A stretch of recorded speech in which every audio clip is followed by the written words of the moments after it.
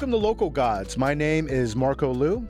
And I'm James Han. And today we have the special honor of being joined by Angela Lin, Angie QQ, cultural producer and founder of Mahjong Mistress, East Never Loses, and Pure Person Press. Am I missing anything? No, I think you've got all three. My goodness. Okay, so for people who are not Taiwanese or are not familiar with Taiwan culture, what does QQ mean to you, and why did you choose that as your moniker? That's so funny. That's a good first question. QQ is a mouthfeel. It's like, which is so important because I think in all cultures, specifically Taiwanese culture, like what we eat is the most important thing. Yes. Right. And so when you say something is QQ and Q, it means that it has this sort of like chewiness, like boba or noodles and things like that. And I felt like when I was in Taiwan, everything I wanted to eat was like QQ. Like I want to eat mochi, I want to eat boba, I want to eat the gooey noodles. Like I love like traditional desserts that are more like jelly mochi like kind of texture. And so my friends started calling me QQ because like I'd always be like, let's get something Q, let's get something Q.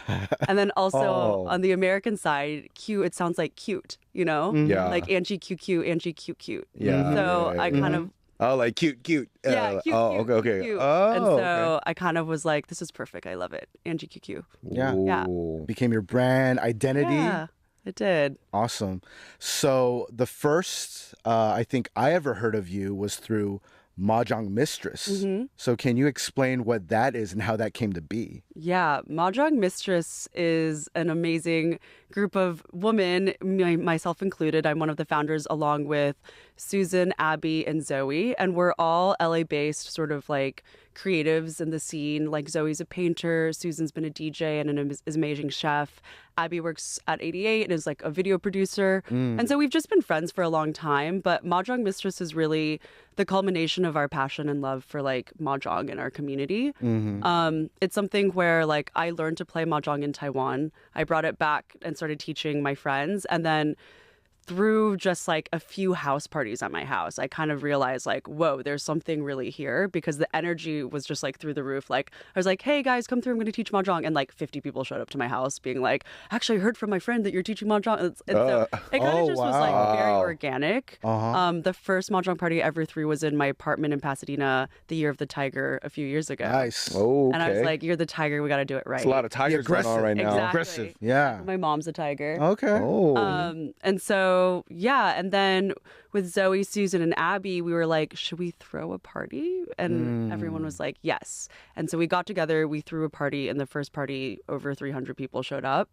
And it was just such a rager. nuts. At It your was so much fun. At your apartment? yeah. No, my apartment did not It's like, fit Okay, I was 300 like, how do you people. fit 300? Yeah. It was at a spot that we probably shouldn't have been using, but like low-key will not even say where it was. Wow, we won't. We don't even know where it is. Yeah. But it was a really cool, just like low-key underground kind of spot. And we ended up just like having a bunch of the friends like DJ and like make food and hang out. And that first one, I think everyone was like desperate for like communication and hanging out because it was right after the pandemic sort of like was wrapping up. And so it was like the perfect sort of spark to sort of make a new community. For sure. And so after that first party we threw, we started throwing like a bunch of like epic Lunar New Year parties where like the second one we had like 1,000 people. Like it was like What? crazy. 1,000? It was at the Astor Hotel and like I somehow convinced them to give us a lot of money to do this crazy party at this hotel that no longer is like open. Unfortunately. Yeah. But it was so much fun. We had like dragon dancing. I had like a traditional Chinese instrumentalist come through and play music. We had like Like the whole time? raffle. Or it was kind of like a whole schedule? It was like a whole schedule of events. And I think that's when I started realizing, okay, there's like something here. And so through Mahjong Mistress, we just started throwing party after party. We started doing private stuff. We started getting invited to teach like, you know, like celebrities and like interesting people. And I've been to like a bunch of random weird houses because of Mahjong, you know, and people wanting me to come teach. And so Mahjong Mistress has been like sort of like my band is what I say when it comes to Mahjong. But because in the past year, I like quit my job to focus on Mahjong full time. Wow. And then once I quit my job, I was like, okay, I'm going to start East Never Loses, which is Dongfang Bu Bai, which in Chinese means like East. It's like this incredible mythical character in Chinese lore who's like queer as well. Yeah. And is like an amazing warrior. And so it's also the name of my first Mahjong set. So I was like, okay, this will be my own spin-off. And so East Never Loses is sort of like my solo project. So the band and the solo, and they're both still active and I still do things through both. But Mahjong Mistress, I try to keep to more artistic and residency-based kind of programming. Like we have a residency at the Hammer Museum coming up next year. Very cool. Which will be really cool. And then East Never Loses, I'm just like cranking out stuff like left and right, whatever I feel like doing. It's sort of like my free space to explore whatever Mahjong. Yeah, you need that. Yeah, you do. You need for both. sure. Yeah.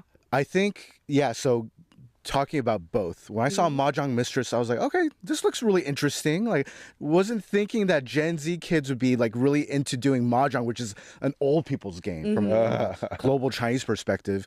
And then when I saw East Never Loses, like it was like click, right? Because for anyone that grew up reading Jin Yong novels. So Louis Cha, he's a Hong Kong writer that basically popularized the wuxia genre. Like even John Wick gives it a shout out because John Wick films are essentially modern wuxia films. So the last John Wick film, the radio station was WUXIA. That was a little very clear reference to that, right? Yeah. So this idea of swordsmen and gallantry and all that.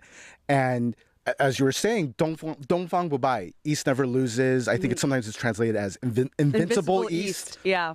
Like they're still making big movies about her or they, I guess. Yeah, they're sort of fluid. Yeah. In China now. And it's something that like it predates a lot of notions about gender in the West, but it's just like normalized. Yeah, that's cool. Yeah, and so like when I saw East Never Loses, I was like, oh, we need to track down this Angie QQ girl and understand why she goes by Angie QQ and the inspirations behind all this. Yeah. So I think straight off the bat, I've been noticing, and James, like you just came back from New York. I did. Very cold place, from what I understand. Brick. But Mahjong is spreading coast to coast. It's been like that since the pandemic. Like, how do you figure that? And like, how would you place yourself within that timeline? Yeah, I mean, it's amazing because in New York, Greentel Social Club is like the predominant kind of Mahjong community and club there. And we're really good friends. Like we love just like exchanging resources, talking, hanging out. That's awesome. And so it's crazy because they started, I think, exactly 3 months before we did Mahjong Mistress. And so we had this sort of, it's just like a zeitgeisty moment where we were just both like, okay, post-pandemic, like let's start something. So it's really great to see just within the past 3 years, like, where like the fact that I can like quit my job and like make a living, like scrape out a like very niche but interesting weird way of living is just amazing, you know. And Jo from Greentel Social Club is also like at that point where she's like, maybe I should also quit and like do this full time and make that commitment and kind of like we each have our own expression of ourselves through how we have our Mahjong communities. And so like what Jo and Greentel Social Club or other clubs in Mahjong want to do are different than what I want to do as well. But it's really great to just see the community growing like year after year. And when I quit my job, I was like, I don't really necessarily believe in myself, but I believe in the game. Because it's like the game has something that is universal that will never fade in some ways, in the ways that it connects people, in the way that it challenges your mind. Like these are, the older something is, the more it's proven itself that it's never going to go away. True. That's very true. When I was like, you know what, I don't know if I've got it, but Mahjong's got it. And like, I'm going to believe in that. And it's kind of proven to be true. And I'm always like almost waiting for the shoe to drop. But like every year, like the opportunities just get better and better. And like, it's just been so much fun, honestly. Crazy. Yeah. You know, I noticed in New York, because first of all, it's freezing. It is. And space is so small. I imagine for them in New York, like finding a place just to gather is a major difficulty or, hurdle they have to deal with. But for y'all started at the same time. Like, what are some things you guys like support each other in, or like, what are some of the differences and struggle that you've noticed? It's really interesting because like I like do a lot more physical labor than I feel like the East Coast people because like I can afford to like store tables and chairs. You're and driving everything, stuff right? back and forth. So I can like have a car, I can set things up. It saves me a lot of money at the end of the day. I can hire someone out to like set up the tables and things like that. Versus New York, they have to rent out and deal with that every time. Or sometimes they have suitcases on the subway of mahjong sets. Versus like I have my car, so I feel like it's like pros and cons of each in some ways. Definitely the weather makes a big difference because I can just do outside year round. Basically, December is nicer That's very true. than July. I love LA. I miss LA so much. December is like better weather in some ways. And so we definitely have like the weather, the community, the style of play is also different. Like New York is much more Cantonese style of mahjong. Versus I'm much more like Taiwanese style of mahjong because that's what I've learned and that's what I've been teaching. But in terms of like, we talk and we're honest with like each other about stuff like money. I think that's like super important when growing community is when you're having real conversations of like, how do you make this sustainable? And sustainability and finances are tied so closely together. And I think people keep finances like really close to their chest. And so me with the other clubs, we're always trying to like support each other of like, how did you make this work? How did you charge for this? If you charge for this, do you feel comfortable doing that? Did you get a grant here? Here's a sponsorship here. How do you make it work for you? Do you pay your volunteers? Like things like that are all like incredibly important conversations that I feel like I've enjoyed really having with other people in the mahjong community. Yeah. Before we get into the nitty gritty about different styles of mahjong, what's behind the name Mahjong Mistress? Because even the name is very like East Never Loses. It's like if you know, you know, and it makes it even cooler. But the idea of East Never Loses, like Asian empowerment. So that's great. But then Mahjong Mistress, it has its own flavor to it. So what's behind the flavor? One, I love alliteration. I love alliteration. I love alliteration. I appreciate that. I'm glad. You know what I mean? I just thought it was okay. So when I was thinking of it, I just wanted to. I was like playing with like other M type of words. Okay. And then Mahjong Master. Yeah, exactly. Yeah. Madam, and the thing is, like, I love like reading fantasy, and there's always like a mistress of the night or like a mistress of this, and like it's sort of like sexy as well. Okay. And I love that, like, for Mahjong Mistress, all four of us are like, you know, beautiful, talented, amazing women. Okay. And I know that women, specifically East Asian women, have always been sexualized and sort of, you know, put in this like lens that we don't feel comfortable in, and so kind of reclaiming that and being Ownership. like, we're a mistress, but mistress is like, we're gonna teach you and you're gonna listen to us and we're in charge.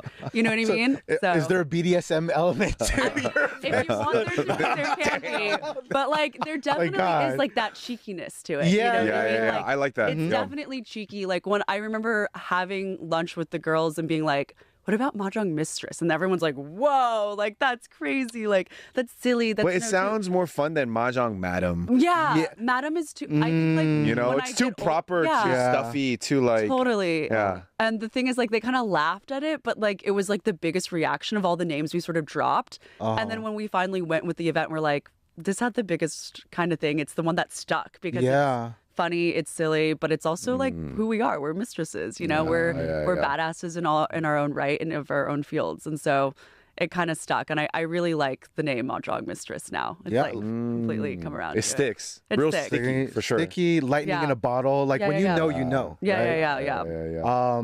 So going into the mechanics and strategy of mahjong. So if you had to break it down, because I learned the old school Chinatown Cantonese way. Yeah. So we were talking about this earlier. I play chicken hands. So what's the difference between Cantonese style versus Taiwanese style, that style that you teach? Yeah, so there's a few differences. The main is that Canto style has less tiles that you play with. Oh. So it's like 12 and 13 tiles versus 16 tiles. You win on your 17th tile in Taiwanese style. Oh. And so you're creating one less set. Also for Taiwanese style, I will say out of all the styles of mahjong, because there's like Filipino style, there's Korean style, there's like Sichuan, Fuzhou. Every like, region has their own style. Uh-huh. I will say that Taiwanese style is the most like, almost like oral history, like each family has their own point system. So there's not really like a universal like Taiwanese style of counting points. Like with when I learned in Taiwan, like how I learned with them was a simplified version versus like other Taiwanese friends and their families have their own point system. Versus Canto, because it's a little bit more of a popular form of the Mahjong style, it has a more standard version of like, this is what a point is and these are how you can gather points. And you need a point minimum in order to even like win in Okay. Cantonese style of mahjong. Uh-huh. But you can decide. You can decide like 1 point minimum, 2 point minimum, 3 point minimum, things like that. Got it. So I think Cantonese style is quicker as well because of the less amount of tiles, and the strategy is different. But I will say a lot of the community now is starting to play with points for the first time because at the beginning you're just trying to play for fun. Trying to learn. But when there's no money involved, like No it gets, stakes. You got to raise the Yeah. stakes to Yeah. make it more The interesting. stakes. For sure. For Because sure. at the beginning, when you're first picking it up, you're like, okay, like I have a lot to do. But after you know how to play, you're like, what's next? So it's either points or it's money, or ideally both. Yeah, for sure. And So. I love how you mentioned the pacing aspect of it, because I think anyone who's really played mahjong, especially with the old heads, like they will rush Go you. fast. They'll be like, "Come on, hurry up!" And like it sometimes gets very aggressive. It's super You're like, aggressive. This grandma's like essentially like mad dogging you. Yeah. And you're like trying to figure things out in the moment. Yeah. a little traumatic for you, huh? I mean, sometimes it could be when you're learning. Like Yeah. it's like being thrown into the deep end of the pool. And No, you're I just can learning how relate, to bro. swim. Yeah. Have you heard of Jewish style? Of course. Yeah. So like American style mahjong. Okay. And so that's completely different because the American style of mahjong was like, it's very much popular within the Jewish American Yes. community, specifically women in the Jewish American community. And this was because during the 1940s, like post-war, a lot of Jewish American women and families moved out of like the city and into the suburbs. And into the suburbs, you start to feel a little bit more isolation. And because of that, like mahjong became something that the woman like started playing in order to connect with other women within the community, and brought over from like their businessmen husbands is like what I've heard. But the American style is very different because it's a new set of points and rules every year. So every year, the American Mahjong League will publish a card that has what the new sets and what the new hands should be. And so it's very, very different and culturally extremely different than Chinese style, but there has been a lot of American mahjong players who've been interested in learning about Chinese style, and I've been interested about opening that dialogue because I feel like mahjong in America has been, you know, has a lot of myths surrounding it, and that has a lot to do with how it was marketed originally. And so I do want to have more conversations, and I actually am like talking with the Skirball, which is like this big Jewish organization, about like maybe having a conversation at an event where we sort of mix American and Chinese style, because ultimately they're both like games played by immigrants in America. Yeah. But very different culturally. Yeah. So I've heard from friends that have gone to different events in LA, whether it's yours or with other folks that are doing mahjong events, that sometimes there will be like conflict because you'll have these old Jewish grandmas coming in. They're like, "This is the way I played mahjong." Yeah. And it's kind of weird because like from an Asian, from a Chinese perspective, it's like, this is our game. Yes. And you're telling us how we're not playing our game correctly. Like, how do you navigate that? Because I can understand like wanting to share culture, but also like the issues in regards to colonization 100%. and like implicit racism with all that, right? Yes. I mean, mahjong and American style mahjong is implicitly like built on this kind of misconceptions, stereotypes. I mean, for example, like mahjong is not even actually like what people were calling it in China. It was like machak, which is Cantonese for sparrow because of the way that the tiles sound when you're shuffling them. But what happened was a businessman, machak, is like in the 1920s, a businessman called Joseph Babcock.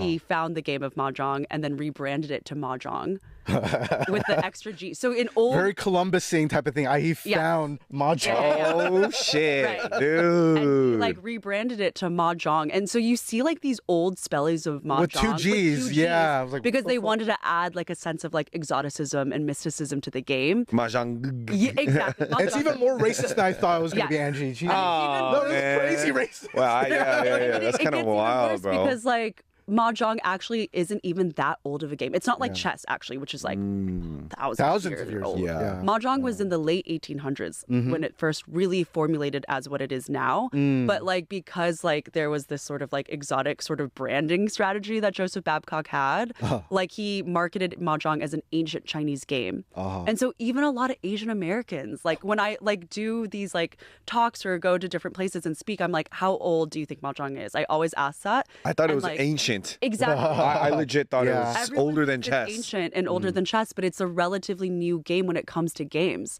And so we've been fed and also like eaten and swallowed and digested the fact that, oh, it's an ancient Chinese game, but that is literally marketing from a white man. So like Babcock, how dare you? Damn. What a Babcock. Yeah. Or use that in the future. I know, right? Yeah. So I don't know. Maybe in the future we'll have to explain to kids like, no, Settlers of Catan came out in 2000. Yeah, dude.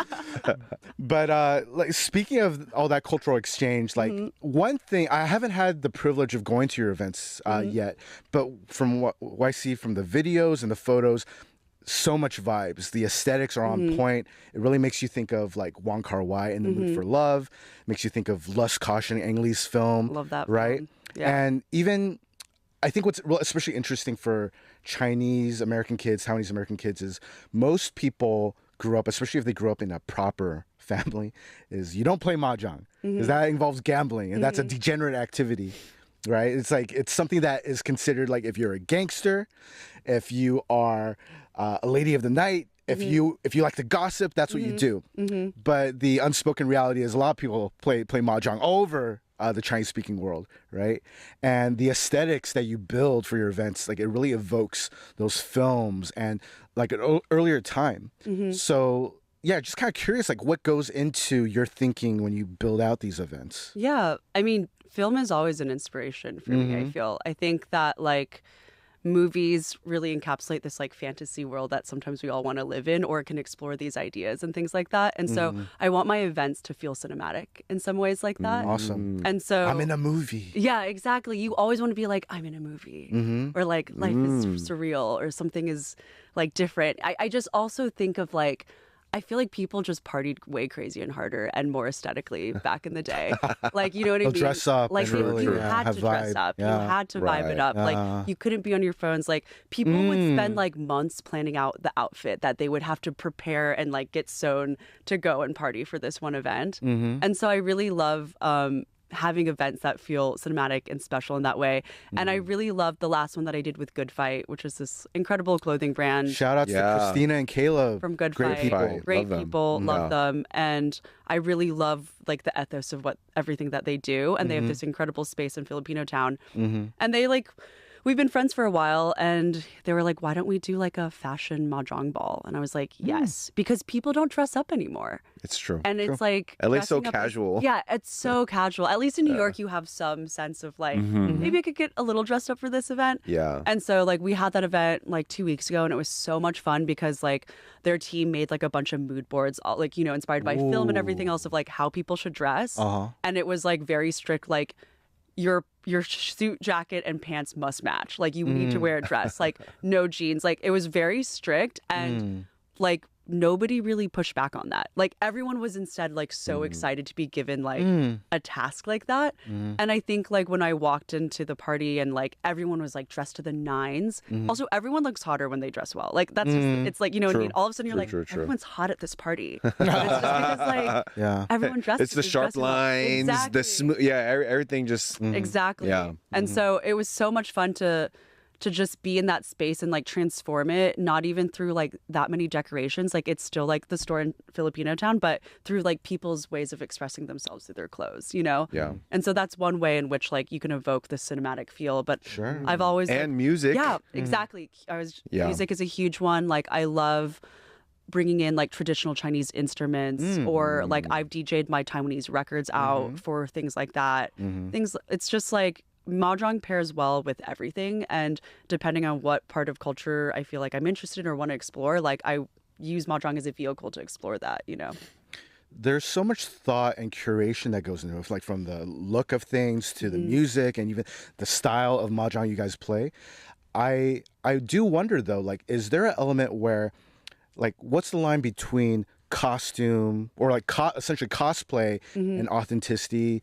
Whose nostalgia are we dealing with? And, you know, how do people engage with it? Because, like, I can see how it could be really exciting and harken back to things that, like, oh, I remember seeing that as a kid, or I remember my parents, or I saw photos of my grandparents dressing that way. But then for people that aren't necessarily from the culture, they could add that extra G and exoticize it and orientalize it. And that's been something that I think Asians have had to deal with for hundreds of years. So like how do you deal with that? Like how do you like parse the difference between creating a great environment with great vibes, a great experience overall, versus also being savvy to like the Mahjong with a G people and people that are coming to, maybe they don't realize it, but they're kind of colonizing the space in their way. Yeah. I mean, it's funny because sometimes I feel like, especially as like a Taiwanese American, I sometimes wonder if I fetishize my own culture. Like that's something that I think about a lot. Yeah. You know what I mean? Like I am like this Taiwanese American person, grew up in North Carolina, spent like a year and a half in Taiwan and made it my entire identity. Like, you know what I mean? Like, you own it though, right? Yeah, I own it and I love it, you know, but it comes from a place of like love and education and all that other, like, you know, time spent there. But sometimes you cosplay your own culture in some ways. Like it's like cosplay and nostalgia go hand in hand to me, because like nostalgia is trying to recreate the past, right? And cosplaying, you're like trying to recreate that feeling in that moment. And so I definitely feel like I'm obsessed with the past and nostalgia and things like that. Obviously, like my events and Mahjong, like, you know, I'm a huge vinyl collector. I love collecting Taiwanese vinyl, things like that. Everything I do is like comes out of this feeling of like art, like anxiety about the past disappearing. But I will say, like, my spaces, like I try to make them as like open as possible. Like I'm not going to stop you if you are a white man in a fedora rolling up and like think that this is the coolest thing because there's hot Asian girls here. Like if you're creepy about it, I will kick you out immediately. You know what I mean? Like I have like a zero tolerance for people being inappropriate to other people at my parties. And I'm very proud of the fact that like I've never had anything kind of like inappropriate happen at any of my parties, but I also think the party represents the person throwing it, like in so many ways.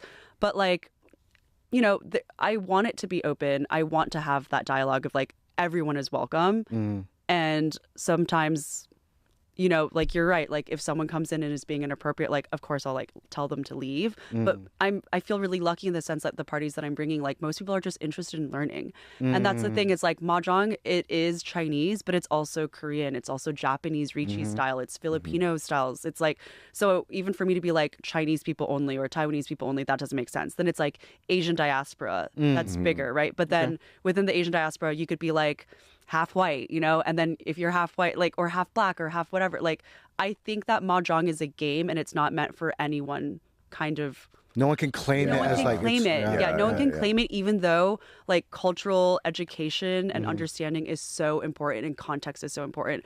And so like in my like bio for East Never Loses, I always say reclaiming Mahjong for the next generation. Because when I say reclaim, I mean like redefine the game, but also reclaim it and retell the narrative in places like this. You know what I mean? Like Mahjong has never had a chance until recently for people like me or other people like Green Towel Social Club or other community members to talk about what the game means to them and also what the context and the education behind that game is.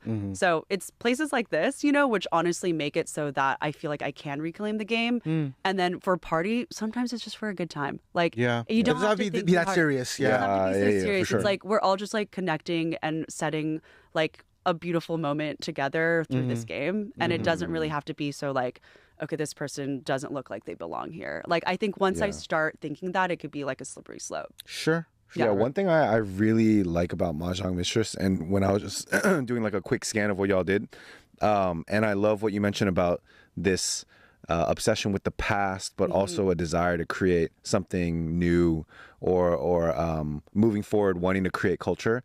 I'm obsessed with stuff like that, and I think it's super cool because there's so much when it comes to like accepting your identity or your you know, you were saying, oh, do I cosplay my own culture? I totally understand, because we kind of have to cosplay in like it's like the first step of the starter kit of like self-acceptance. Totally. You know what I'm talking about? Fake it till you make it. Yeah, basically, but that's right? not all. If you just stay there, it starts like it's a mix of that, and then once you accept that and you know have the starter kit, you start to wonder, okay, well, how do we grow this? How do we keep it going? How do we still maintain the nucleus and the beauty of what this is, but how do we expand it? How are we forward thinking? And when I see what you're doing with Mahjong Mistress, I think it's like a mix of you know, obsession of the past, but also a desire and openness to create something new from it. I think that's how you create this new space, you know. And there are very few like that for like made by Asian Americans. It's a lot of just repeats or just trying to recreate the past, and that's it. But what I'm hearing from you is you're trying to, you know, take things from the past, but also make it for now and for the future, which is, there are rarely any things like that. And I'm obsessed with that stuff. So I respect what you're doing. It's like pretty cool, actually. Yeah. I didn't realize it was so open, because when I first saw it on IG, I was like, oh, you know, Chinese game, ancient Chinese game, which clearly it's not. Practiced by the emperors. Yeah. But now I'm hearing, I'm like, damn, okay, this is part of the, like if I were to say, okay, if boba is like the starter kit, self-acceptance, it's part of the starter kit, okay? 100%. Like, yeah, you know, what Mahjong Mistress, or like you're entering this like an intermediate, advanced, you're creating a kit for once you accept here, we eat boba, we like whatever. The next step. This is what it feels like. I don't know if that's an insult to you, but for me, this is like the next step of self-acceptance, growth, and this is like the kind of shit we really love at Local Gods, because you are creating a whole nother cultural expression, and it's not just stuck in the past. Yeah, it's really cool. I really like what you said, because I feel like if I had like one philosophy in life with everything I do, like mahjong, music, like everything, it's that I want the past to be like taken into the present and like really sort of like live in the moment, but because of that it creates something for the future generation. I think when like the past, present, and the future combine, that's when anything good happens, because I feel like that's what we're always trying to do with art in some ways, of like with film, like my favorite films, my favorite music, they kind of evoke that feeling of being able to be in the past, present, and future at the same time. And so I feel like it's definitely like that with mahjong, and it's definitely like that with like the stuff I do with music as well. So I think that was like, when you said, I was like, that's pretty much it in a nutshell. So Sheesh, you got her. You got her. Yeah. Going on to different spaces and places. So interesting that you're from North Carolina. We'll get back to that. But I am curious, because I know that you've had events on the West Side, in downtown, in Chinatown, and also in San Gabriel Valley, which is like the huge melting pot of Chinese people in Southern California. Do you notice that there are differences in how the events are, like in the people, the turnout? 100%. Yeah, I definitely, I mean, West Side, you're going to get more of the wealthier, like non-Asian white individuals. But also, because of those events, like, I get more private corporate gigs. And, like, let's be real. Let's go. Like, let's be real. Like, that's really important. You know what I mean? Because, like, the events that I throw, like, those aren't how I make this financial. That's for the community, right? It's for the community. It's like, even if it's like a more expensive ticket, which for me is like the max I'll charge for any event is like $20 to $25. Usually I try to do 10. You know, but like cheaper than McDonald's. Sheesh.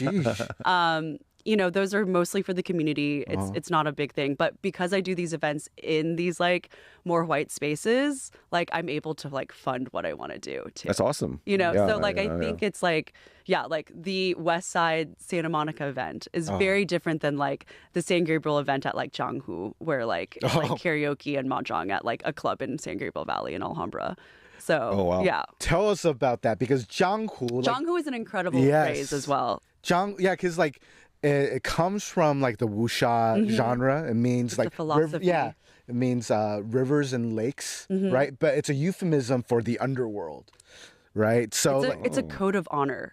It's a code of honor. So there's that the kind of like swordsman gallantry element to it, where like, oh, what's the Jianghu? And I'm like, I'm a person of Jianghu. Yeah. And if you exit the Jianghu, you're like excommunicated. So you can like enter the Jianghu and you like immediately have this like sense of moral code and like brotherhood and like sisterhood, and like it's sort of like, because like the government, it's like sort of existing outside of like government codes and your own moral code within like your brothers in the Jianghu. It's like really sick. I love it. I love it as well, because it is a like textbook representation of how a lot of people say Asian culture, Chinese culture is collectivist, but you see this rugged individualism that seems very American and Western through the Jianghu idea, because these like swordsmen in these novels and in history, they were just going off like basically being Robin Hoods. Right?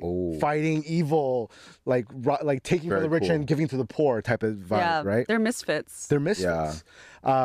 But what's interesting is Jianghu in a modern day context has a very underworld gangster vibe.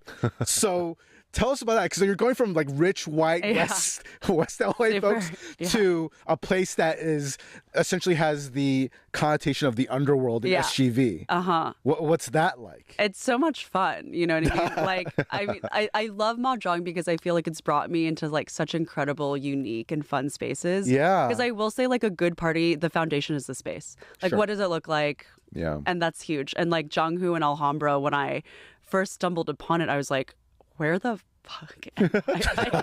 Like, there's like huge red lanterns, massive statues inside. Okay. And it used to be this iconic dim sum restaurant in Alhambra. And then it turned into Jianghu, which is just like the nicest sound system you'll see in all of Los Angeles is at Jianghu. wow. Like, Really? they have a great stage, amazing sound system, incredible lights, like a screen, and it's definitely funded I by should do a show there. somewhat questionable, Holy. like, you know, like the people who run Jianghu are exactly what you would think. Say less. Say less. Yeah. Actually, don't say anything at all.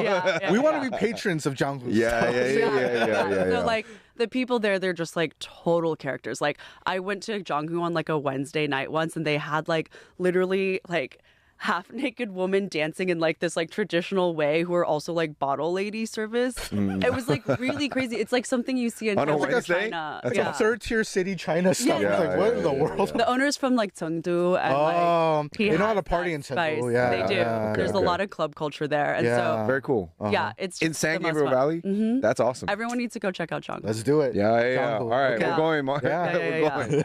It's great.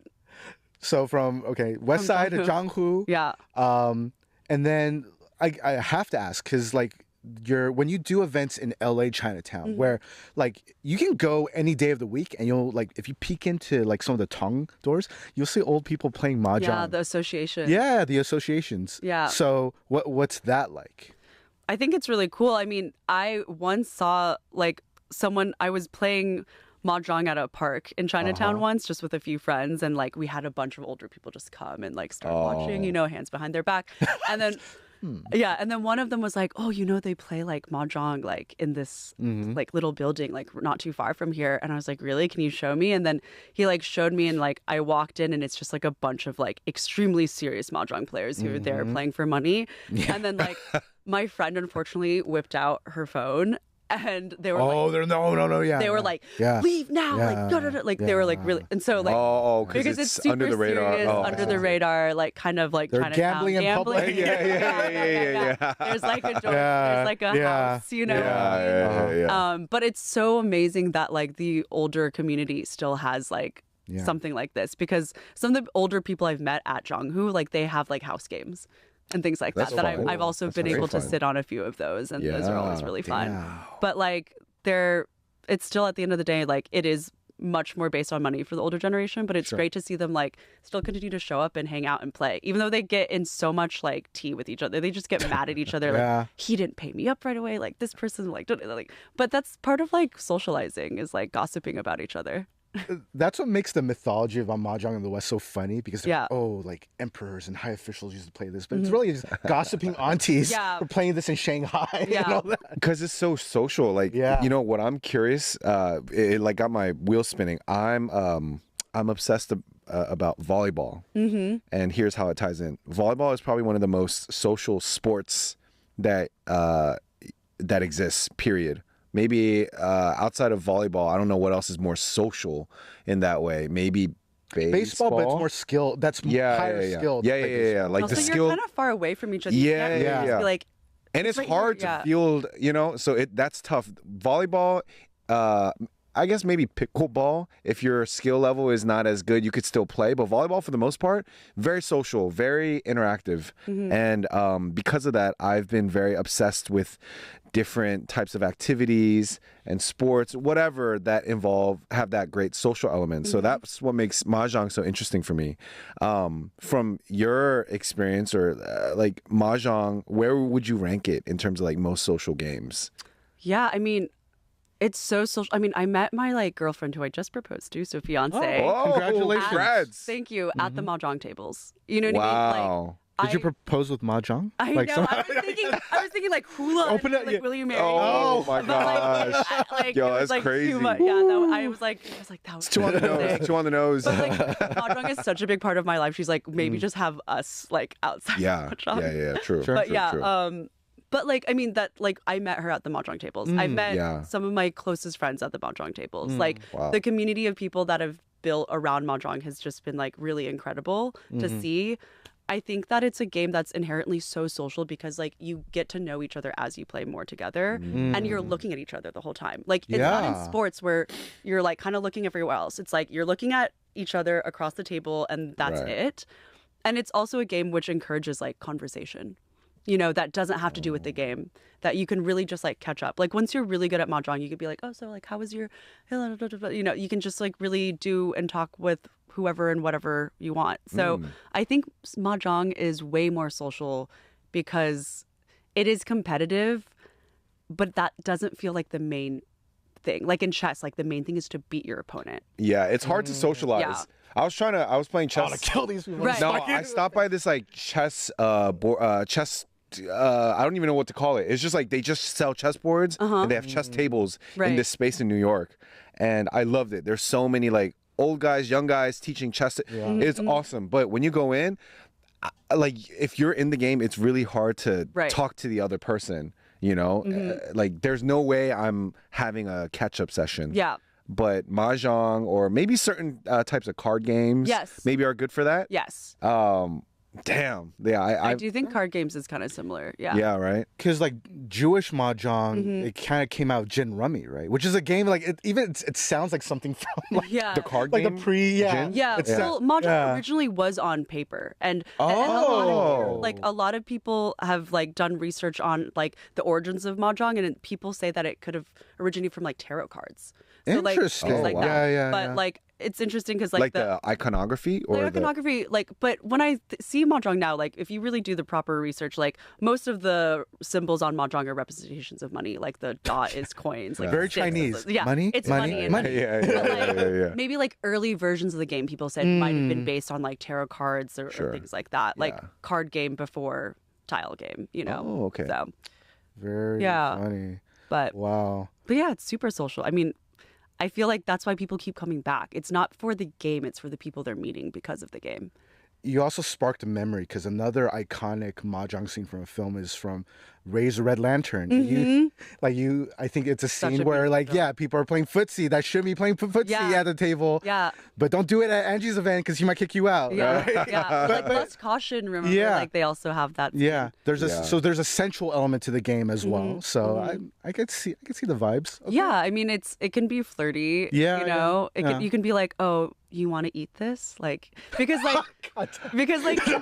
mahjong, like when you take like a sequence like a 7, 8, 9, it's tsu, which means to eat. Yeah. And so like the whole time you're sort of like, oh, you hungry? You want to eat? I'll give you something to eat. Like so there's a lot of like shit talking too. That's fun. But there can also be sweet talking. And there's a lot of innuendo in the game. And so I think that makes it really fun.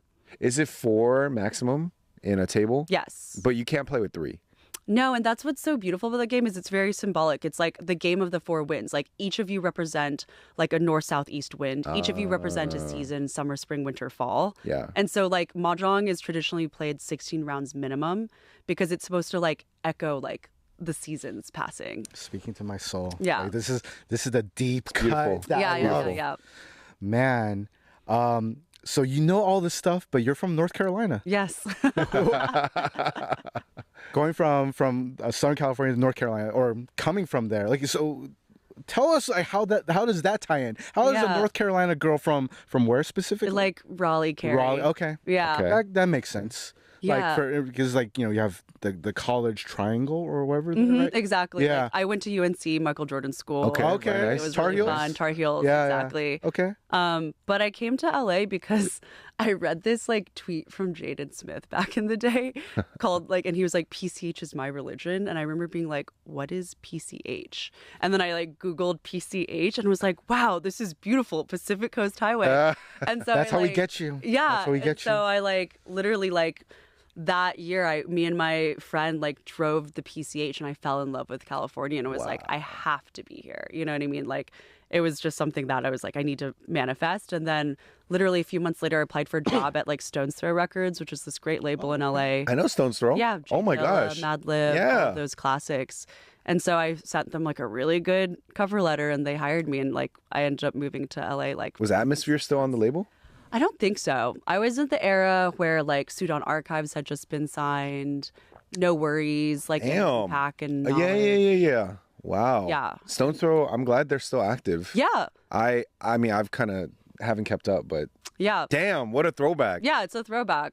Wow. For a transplant, you're having one of the most successful like LA transplant stores. Hey, I've I'm ever from Maryland. Hey, Yeah. yeah. You know, I know North Carolina. You know, fun story about UNC. UNC and Duke, like, they have other rivalries, but I went to University of Maryland, and Maryland is one of those places where we think we have rivalries with other schools, but those other They're schools like- don't consider us a rival. Yeah, I was like, "You're from Maryland." Yeah. I Yeah, don't so think- like whenever UNC or Duke would come into town, it'd be like a big rival game. But whenever I would talk to UNC or Duke people from North Carolina, they'd be like, "No, we're not.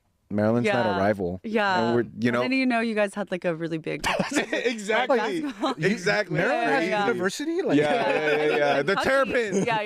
The Terrapins. Okay. Now it rings a bell, but we would Right, like right. if we beat Duke or It would be a UNC, big deal. we would like riot. Yeah. You know, it's Yeah. crazy. Yeah. Sheesh. For sure.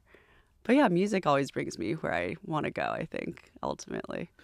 And speaking of music, well, we can take a segue into that Sure.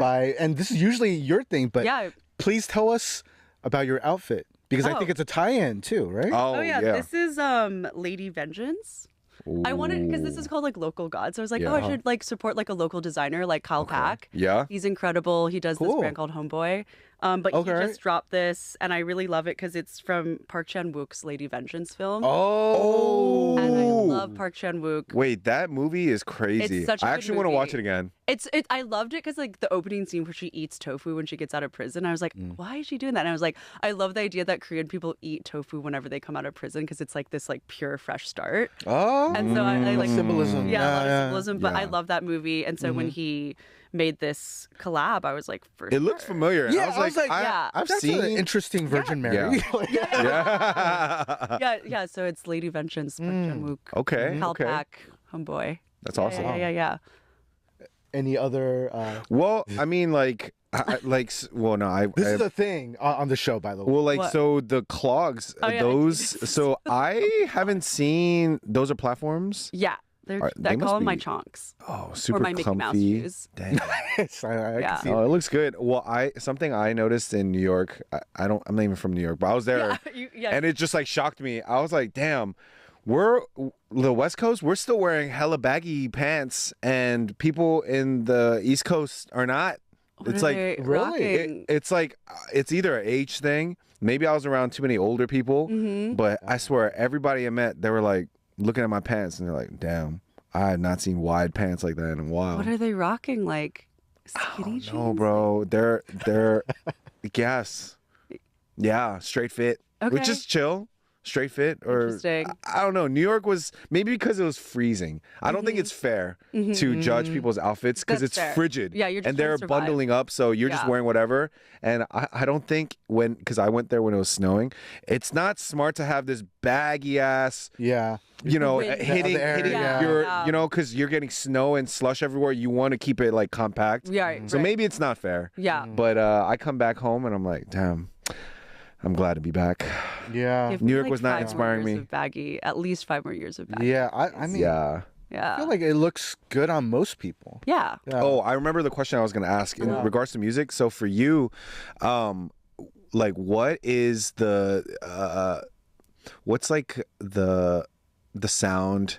Well, you were saying how when you make your events, you want to have some sort of like whimsical or like a cinematic feel. Like, what kind of specific like genres or what type of sounds are giving you that kind of like that feel?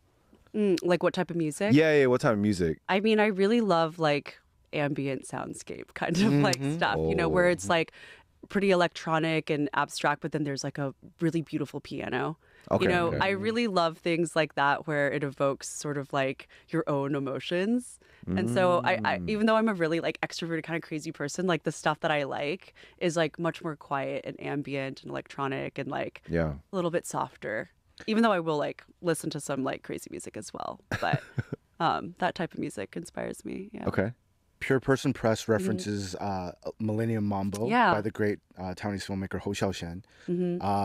And I know that you have a label Yeah. called Pure Person Press, and you just released something called Sounds of Taiwan, which I listened to the whole thing Yeah. finally, and yeah, it's total vibes. Yeah. It's ethereal. It puts you in a place. And yeah, please tell us more, because I think that connects to what you were asking too in regards to Yeah. creating an atmosphere. Yeah, I think Sounds of Taiwan, it really is trying to capture my personal kind of feelings towards Taiwan and like archive that for future generations and to help people feel like when they listen to it that they can be in two places at once, that they can be in Taiwan and LA at the same time. Because I feel like every time in LA I want to be in Taiwan. Every time I'm in Sure. Taiwan I want I to know be the in LA. feeling. Every I know the time, you know, like you always want to be in like a million different places. Yeah. And so a lot of that record I feel like is so special to me because it makes me feel like I can be in Taiwan and Los Angeles at the same time. And it does that through the use of field recordings from this incredible composer musician called Ling Chang, who's sort of like iconic in Taiwanese culture because he was an actor, but he was also the first pop star in Taiwan to sing in the Taiyu dialect and to sing about like Taiwanese independence in some ways. Yeah.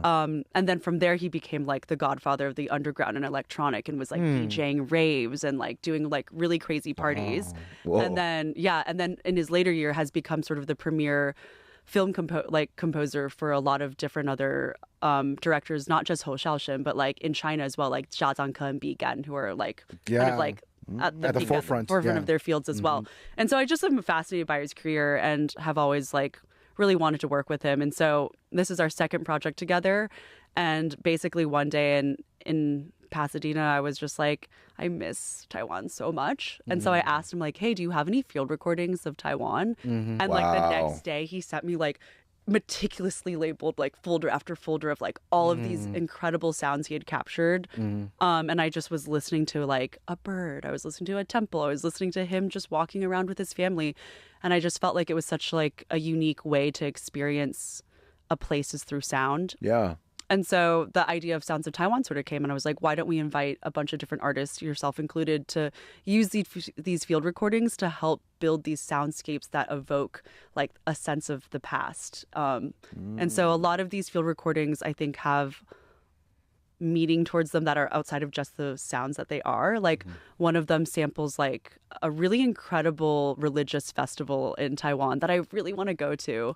Which one? It's like the Matsu pilgrimage. Oh, from dude, Bai yeah. Safen. Yeah. Yeah, and That's it's so epic. cool. Yeah. It's epic, but it's Matsu is like this goddess, and like what they do is they have a palladium, a palladium, or something like that, where they're holding the goddess and palanquin and palanquin. yeah, That's yeah, right, not yeah. palladium, palanquin. Yeah. And basically, like the path in which that the goddess takes is like based off of how these people, the four people moving, feel, and it's literally this massive pilgrimage where like thousands and thousands of people follow it through. It's like from one temple to the other temple. Wow. And it's just like I can already such an imagine it. incredible That's thing. crazy. And it's something that's gotten more and more popular like through the years. It's spread throughout the world. Like now. it used to be like this incredible religious experience, and then it sort of died down. But now like Taiwanese people are like, this is the sickest thing ever. And now a lot of like younger people and my friends are like, we're all gonna go and be a part of this thing. And so like the record samples something like that, which I feel like Sheesh. Wow. really goes deep into like the religion of Taiwan, but it also sample like like the sound of like a chair creaking at a Japanese sugar factory because of like the history of Japan and Taiwan and like how Japan colonized Taiwan, but like it also brought like the sugar industry to Taiwan, yes. which completely changed what Taiwan was, you know. So it's a record that is deeply nerdy about like Taiwanese history and culture, but through sound. Wow. Yeah. And it is available for digital streaming, but you made a choice of like making vinyls, and it's like a limited number of vinyls. Yeah, it's just 800, and it's like there's pretty much like one and done. And I think it's because I work in music too, and like music can be a slog, and when you're selling music, it can like really kind of like take a toll on your soul in some ways after a while. I don't know if you feel that I way. noticed that with this guy. I feel it all the time. You know what I mean? And so with like the stuff I put out on Pure Person Press, it's like Pure Person Press. Like it's literally like me just trying to do things as pure as possible. And so like it's just 800 one and done. It's not really for money or anything else. Like you get it if you get it. If you don't, you don't. And Please get it. You don't want dead stock. yeah. And like I think that it just sort of evokes this feeling of like a moment in time when a record is only like very limited and just very small. It's like you're part of this experience or not. And so then I did like listening sessions in Taipei and Tainan and LA as well, just sort of like all around the same time, so that we're all sort of listening to the record in like similar moments and similar experiences, even though we're like separated through by the ocean. So yeah, it's a project that took 7 years. Wow. Just like getting the material and then getting the team together to I produce mean, all it the was tracks. honestly because like we had misunderstandings, you know. I think like as a Taiwanese American working with Taiwanese musicians and Taiwanese culture, like it's really hard. Yeah. Like it can be It's really very ambitious difficult. of you to do that. Yeah, I feel like because I moved to Taiwan for Lim Gong or Ling Shang, the artist, like in 2018. And, you know, living in Taiwan was just like, I had like pink hair, bleached brows. Oh, wow. My mom had You were just, living Millennium Mambo. Yeah, like my mom had just passed, you know, and I'm so I sorry. was Okay. sort of like, fuck it, like I'm just gonna like go to Taiwan and pursue my dreams and like Yeah. like chase after this artist and kind of see what happens. And like I will say like the year and a half in Taiwan is like the deepest year of my life in terms of like inspiring me to continue to do stuff like Mahjong or Sounds of Taiwan, or I have like a few other ideas up my sleeve, I think. And so but I definitely think that that period of time was just like a very special time. Yeah. It sounds like it, in many ways, the album and everything you're doing is kind of a love letter to your mom. Yes. Yes. Everything is ultimately, I think, a way to connect back to her. And I think connecting to your mom is connecting to your culture. Yeah. Right. And so like that's period. I mean, I don't know if your parents ever like talk about their time in the places that they grew up, but not really. No, my know? parents don't really. They kind of think of it as like, well, that's the past. Exactly. The past is the past. Yeah. Exactly. What's back there? Exactly. And so I think like moving to Taiwan and like trying to experience what it could have been like to be there helped me understand things. And I remember there was this one really beautiful moment where I took like a solo trip and just like drove into like these wild, like the Taroko Canyon by myself and was just like kind of just like almost like a silent retreat where I was like, I'm not speaking to anyone for a week and just like traveling in nature in Taiwan. And it was just such an incredible experience because I felt like so seen by her at that point. And then it was amazing later on to learn from my dad, like, oh, like your mom's favorite place in Taiwan is Taroko Canyon. I was like, I had no idea. You know what I mean? Like things like that just happened in Taiwan that just feel so like magical. It's a magical place. It's a magical place. Yeah. And which is why I wanted my partner is also Taiwanese and also works in music as well. And so like I had to propose in Taiwan, you know. Yeah. Because I mean, like there's the a most certain important romance. place. There's a certain romance about Asia that, whether if it's true or not, there is a romantic lens that at least 100%. we see Asia. So it's cool that you're trying to capture it not only in your music, but all of your art, all your experiences. I really appreciate that. Oh, thank you. Yeah, it's super cool. Yeah, I think I'm a romantic, you know, and Asia's like just so romantic. Yeah. Romanticizing your life, as they you say, have right? to romanticize your life. Yeah. You have to. And I would argue in Taiwan, especially when you go outside Taipei, because notoriously people in Taiwan will say Taipei is an ugly city. That it developed 10 years too early compared to the rest of Asia. And so a lot of the buildings seem a lot more utilitarian as opposed to aesthetic. Yeah. Right? But when you... Like there's so much natural beauty in Taiwan with like you have mountains, you have rivers, you have the ocean and all that. And just the climate in Taiwan, it just adds this haze that is part smog, but also part like just where it is. Humid. Yeah, it's humid. Island. It's an island. Yeah. And I feel like that's always lent itself to like this melancholy and this feeling of longing that you see overall in Chinese music as a whole. That's the reason why I think in a lot of East Asian cultures, ballads are a big deal because that feeling of longing and melancholy and unrequited love It's is in such a all of big us. thing. Yeah. But I think connecting that to your own personal journey and your mom's passing and what that all means, like, what over the course of doing all this, like, where do you see your mom in yourself in regard, like, again, you're mentioning the Taroko Gorge, like, shared like experience, but how have you felt like you've gotten to know your mom better and know yourself better through this whole process? By like being happy, like, you know, by living like my truest, purest self. Do you know what I mean? I think like I'm not living for anyone else.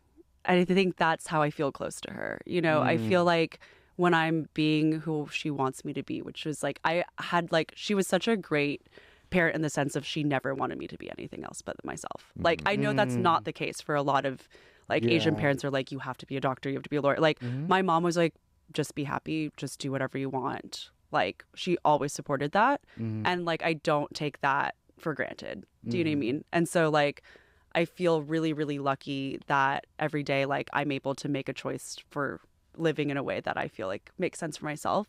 And it takes it's not easy. Like, it's weird. Like, I've had like a really weird path, but like, I think when she passed, it, like, everything just like clicked. It's like, okay, I really have to just do it. Like, I can't, like, I was working at Stone's Throw and I liked it, but like, you know, music industry, after a while, you're like, okay. And so I was like, I needed to just like pursue what I wanted. And I think I'm really lucky that I continually just try to make choices where I'm just doing what I want the whole time. You know what I mean? Which is, I understand that's super privileged, but I've also been able to do it, I think, because of like the fear of not living up to my happiness. It's like, it's like a double-edged thing where it's like, I need to live like completely for myself and like not completely in a selfish way, but like in an honest way for myself.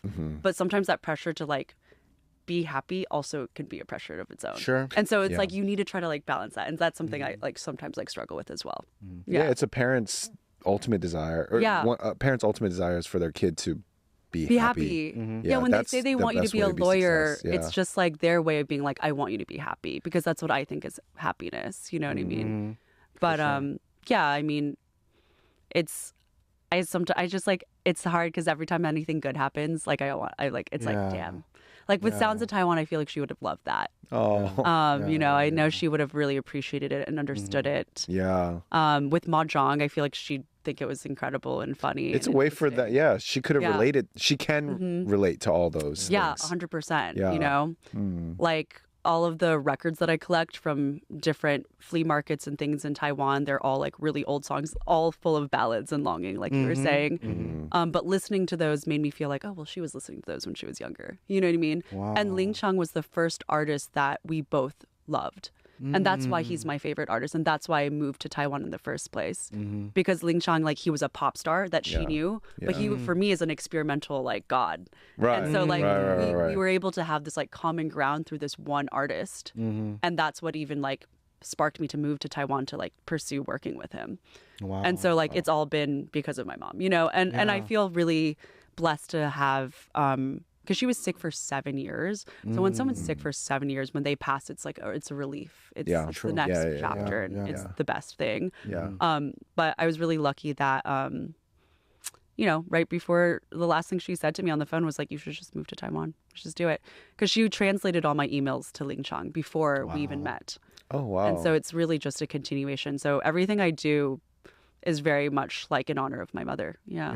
And now my dad translates our emails. So it's now family. Yeah. It's interesting to see like because me and my mom were so close, and you know, dads can sometimes be a little trickier, and like it's been cool now to see my dad like spend more time with my dad and like give the responsibilities that I used to give my mom with these creative projects to my dad. And it's cool. He's like holding it down. Yeah. Wow. Yeah. I mean, I feel like it goes without saying. I'm sure your mom would be very, very proud of everything you're doing. Yeah. We always just do it for our parents at the end of the day. Yeah. Do you know what I mean? Low key, yes. Low key, true. everything. I get it. It's for me, but it's like also for them. Yeah. For sure. Yeah. Well, Angie, we do have something for you. Speaking of which, we have a special gift. This is from our friends at 1587 Sneakers. Okay. So, I love. Since film this? Oh no, we'll do this afterwards. But like, God. yeah. we'll get you your size. Okay. This is like a little big, a little big. Yo, But, take a picture of that. Hold on. Awesome. Yo, Capture it's this like moment. bigger than your head. I was like, whoa. That's a man size. Yeah. But yeah. Oh my gosh, cute. We got you a pair of custom Local GODZ 1587 sneakers. Oh, cool. Yeah. So exclusive only to our Local GODZ guests. But if you like these beautiful white sneakers, they have different colors. You can go to 1587 and get your own pair. And get 20% off with GODZ20. That's our code GODZ20 at checkout. And get your own slick pair of 1587 sneakers. They are made of Italian leather. Oh, true. True. And the toe box is a little wider Yeah. to accommodate toe for Asian East Asian feet. Yeah. So, yeah, Everyone needs a classic white sneaker too. Yes. They come in a bunch of colors. they do. They come I think all sorts of different styles and stuff like that. So, Yeah. Cool. It was like a red accent, green accent, navy blue, black. Yes. I personally like the white or Yeah. maybe green or Super blue. clean. Classic. Those would probably be the ones Yeah. I suggest. Yeah. Sweet. Yeah. But we will get you your size. Thank you. I was Yeah, like, yeah, I was like, whoa. yeah. This is the first time it's happened where it's Like like a the difference has baby. been It's the size of your arm. Literally. Oh my gosh. forearm size. That's Woo. Is this awesome. what you guys are wearing? Like, what That size might are be you what I wearing? wear. Oh, It's- your foot is this? Yeah. That's what I wear. That's crazy. What the heck? Yeah. Okay. Yeah. Well, I've never really seen it. That's like in this Like I position, don't. it's like- I mean, it makes sense, but like when I see it next to you, I'm like, damn. It's big. Like, oh, Yeah. this is kind of cartoonish, but Yeah. we will get your size. Thank Yes. you. Yeah. This is so much fun. For sure. And Yeah. then we always like to end with 3 questions. Okay. Yes. So the first question is, who do you consider a local god? Who's your local god? Oh, there's so many of them.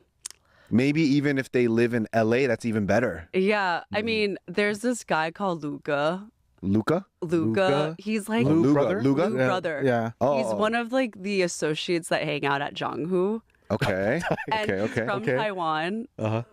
And he is like has long hair and like is just like a local god in the sense that he is super magnetic, super Mm. like he goes there and like he's dancing with everyone. He is a local god in Alhambra. You know what I mean? Okay. Like he's a classic staple at Zhanghu. He goes to the ballroom and teaches ballroom dancing. Oh, wow. He like is out there gambling. That sounds like a on. Alhambra god like, for for sure. me, yeah. like when I see him and I hang out with him, like, dude, you're literally a local god. Like Wow. everybody Wow. knows who Luca is. He also gets into a lot of trouble.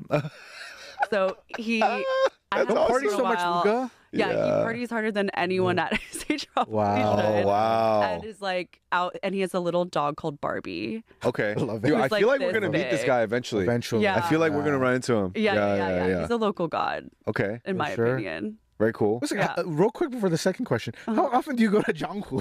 I mean, you seem to know used really go, well. I used to go a lot more, but then Wow. like because I've just been so busy doing so many types of events, like I like only go when I have the events there now. Got it. Okay. Yeah. Okay. But it used to be like I'd go grab some skewers, hang Okay. out. You can get skewers there too. They used to do food. They switch up what they do. I like see. every They gotta year. keep Like, up. smart. They gotta That's stay yeah, up. they're like, we're doing Yeah. food, now we're not doing food. We're doing Okay. this, now we're doing that. It's like they're always like experimenting with like the right setup. Yeah. Got it. Yeah. Okay. But Second question is, where's your favorite restaurant in the world, and what's your order there? ooh, It could also be in LA, but we just say Yeah. world because favorite we're restaurant worldwide. in the Yeah. world probably would be something in Taiwan. Mm-hmm. Okay.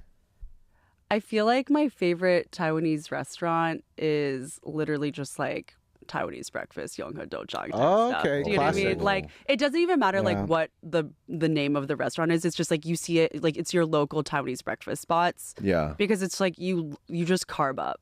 Like Yeah, it's yeah, like yeah. bento Very that like Get ready bento for the with day. egg, Yeah. Yeah. like fried donut, like crullers, like Yeah. salbing yote, like all of that. Delicious. Like that's my favorite thing. Is that your specific order? Like, or all those Oh things? no, I Like, think it's yeah. either a mento jadan, like a mento with egg, Okay. or it's a salbing youtiao Uh-huh. with egg, Uh-huh. or Okay. it's just like shindojang or salty, Salty soy milk? soy milk Yeah. with like a cruller on the side. I mean, Nice. I'll do any of those. Okay. Gotta have some fried dough. Yeah, in yeah, there. just Okay. anything dough related. Yeah. Nice. Yeah, like a heavy carby breakfast in Taiwan. Delicious. I would love to try that in Taiwan. Yeah, Soon. well, they have a few in LA too. that you would go to? Yeah. Where? There's one called 四海豆浆. Yes, there's like Four Cs. I think they have one at SGV. They have one at Irvine. Yeah. And then I think they have like Yonghe knockoff somewhere in St. Really? Gabriel. But honestly, the vibes are better in Taiwan. Yeah, for sure. I But you can bet. still get like your carbs as you need. Yes. Yeah. Okay. Huge Tree Pastry also does Yes, Chinese that's a breakfast. classic in like Fan SUV. Tuan. Yeah. Yeah. Okay. Sick. So there's a few of them. And our last question is, what is your favorite album? My favorite album. One that you return to over and over. Gosh, I mean, it might have to be probably like Lim. I mean, it has to be a Lim Gong, like a Ling Chang record, Okay. right? I He has figured. one called As Water. Okay. And it's like, I think it's like a score for some film that is so obscure that I can't even find it online. But it is like one of my favorite records from him because it's just piano. And it's supposed to replicate like kind of the philosophy of water through it all. And so like listening to that album is just like so soothing, and it kind of like always brings me back to like a good place. Can we listen to it on Spotify, YouTube? No. Right? I We have figured to find the vinyl. I was like, I don't think we can No listen to vinyl. it like No, online. but huh? I can send you the download. Okay. Oh, okay. Yeah. Yeah, because I'd There's love a to listen plug. to it. Yeah. I'm so curious it's honestly now. just like a really beautiful record. Very cool. Yeah, and Okay. it was one of the first things he gave me when we met, like for the first time in Taiwan. Wow. And the way it is, it's just in CD. It's like not vinyl, but it's a CD. In a jewel case? Yeah. It's not a jewel case. It actually looks more like a book, and it's like wrapped in like this white cloth with like a ribbon around it. It's just like a beautiful piece of media. That's so nice. Yeah, and so I really love that record. Wow. Yeah. Okay. I look forward to that. Yeah, My car has a CD player, so I could play it. Good. Yeah. Good. I was so sad when I got like a different car and it doesn't have a CD player. It's kind of that's kind of outrageous, man. It No CD is. players anymore. It's the rise of CD too. Like legitimately, like It's coming the back, CD yeah. is coming back because like Gen Z loves like the portable CD players and like it's like very 2000s aesthetic. And so like for the first year in America, Walkmans. CDs started increasing in sales. Really? Yeah. Maybe I'll need to start printing up some CDs. It's easier. It's digital and like Yeah, I digital stopped and- making CDs for a long time because I had so much dead stock of my old CDs and nobody was buying them. CDs is. I mean, Japan story. still really loves the CD. That's true. Tower All Records things there, vintage. still Yeah. popping. Yeah, audiophiles there. But yeah, thank you guys. For sure. This is really cute. For people that want to follow Angie QQ past, present, and future, where can people find you? Just on the internet, like everyone else, I guess. I mean, Instagram at Angie.QQ. And then from there, you can sort of see the different worlds that I kind of exist in. Awesome. Yeah. Great. Angela Lynn, Angie QQ, pleasure having you on you. Local Gods. And like, subscribe, and follow for more great conversations. And we'll Can't see you wait. next week. Thanks for listening. Huge shoes. True. Peace. Yeah.